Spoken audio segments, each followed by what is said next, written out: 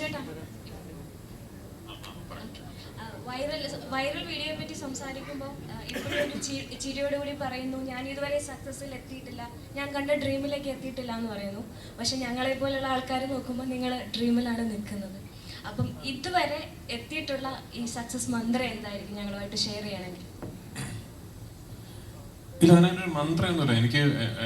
എനിക്ക് ഭയങ്കരമായിട്ട് ലൈഫിൽ ഒരുപാട് വലിയ ആഗ്രഹങ്ങളുള്ള ആളാണ് ഞാൻ. ഭയങ്കര വലിയ സ്വപ്നങ്ങൾ കാണുന്ന ഒരാളാണ്.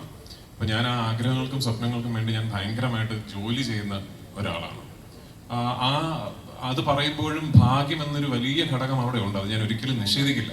അങ്ങനെ ജോലി ചെയ്യാൻ ഒരു മനസ്സുണ്ട് എന്നുള്ളത് കൊണ്ട് മാത്രം എല്ലാവർക്കും ഈ ഒരു അവസരവും ഈ ഒരു അവസ്ഥയും ഉണ്ടായിക്കൊള്ളണം എന്നില്ല.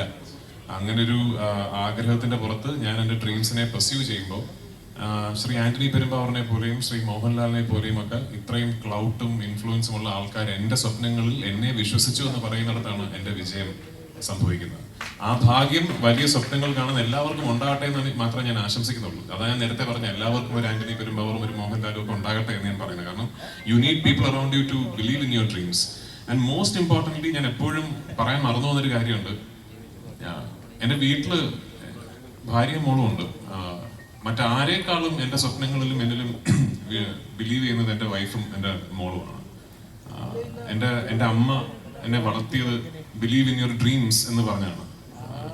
എൻ്റെ അച്ഛൻ എനിക്ക് പഠിപ്പിച്ചു തന്നത് സ്വപ്നങ്ങൾക്ക് അതിരില്ല എന്നുള്ളതാണ്. അപ്പോൾ അത് may be I M blessed with great childhood.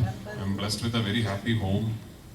എന്നെ മനസ്സിലാക്കുന്ന ഒരു ഭാര്യയും ഒരു അച്ഛൻ്റെ സ്വപ്നങ്ങളിൽ കൂടെ നിൽക്കണമെന്ന് വിശ്വസിക്കുന്ന ഒരു മോളും ആ സ്വപ്നങ്ങളിൽ പങ്കുചേരണമെന്ന് വിശ്വസിക്കുന്ന സുഹൃത്തുക്കളും കൊളീഗ്സും ഒക്കെ ഉള്ള ഒരു മഹാഭാഗ്യവാനാണ് ഞാൻ. ആ ഭാഗ്യം എല്ലാവർക്കും ഉണ്ടാകട്ടെ എന്ന് ആശംസിക്കുന്നു.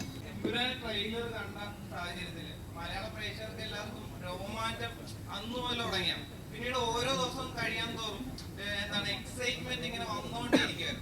അതിങ്ങനെ പല സിറ്റികളിൽ ഇങ്ങനെ തരംഗം നമ്മളെക്കാട്ടിയും നെഞ്ചിലേറ്റുന്നത് ഒരു ഇന്ത്യൻ പ്രേക്ഷകരാണെന്ന് അറിഞ്ഞപ്പോൾ അത് ഭയങ്കര വലിയ സന്തോഷം. നമുക്കുണ്ട് ഒരു KGF, നമുക്കുണ്ട് ഒരു ബാഹുബലി എന്നൊരു ഫീലുണ്ട്. അപ്പം അത് കഴിഞ്ഞ് നമ്മളൊരു 7 വർഷം ബാക്കിലേക്ക് ചിന്തിച്ച് നോക്കിക്കഴിഞ്ഞാൽ ലൂസിഫർ ഈ മഞ്ജുജി നേരത്തെ പറഞ്ഞല്ലോ, ലൂസിഫർ അനൗൺസ് ചെയ്യുന്ന സാഹചര്യത്തിൽ പൃഥ്വിരാജ് ലാലേട്ടനെ വെച്ച് ഒരു സിനിമ ചെയ്യുന്നു എന്ന് ഒരു ന്യൂസ്.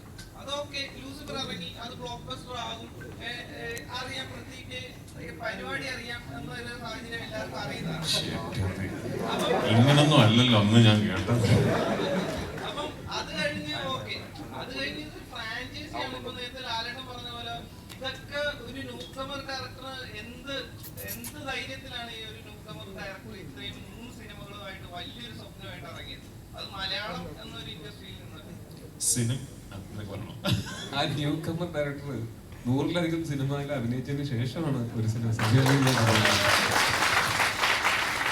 അല്ല, ഞാൻ സിനിമ സംവിധാനം ചെയ്യുന്ന കാര്യത്തിൽ മാത്രമല്ല, ഞാൻ ഒരു പബ്ലിക് സ്ഫിയറിലേക്ക് വന്ന സമയം മുതൽ, എനിക്കൊരു 18 വയസ്സുള്ളപ്പോഴാണല്ലോ ഞാൻ നടനാവുന്നത്. അന്ന് മുതൽ ഞാൻ ചെയ്യുന്ന പല കാര്യങ്ങൾക്കും നിങ്ങളൊക്കെ എന്ത് ധൈര്യത്തിലാണ് എന്നാണ് ചോദിച്ചുകൊണ്ടിരുന്നത് ആക്ച്വലി.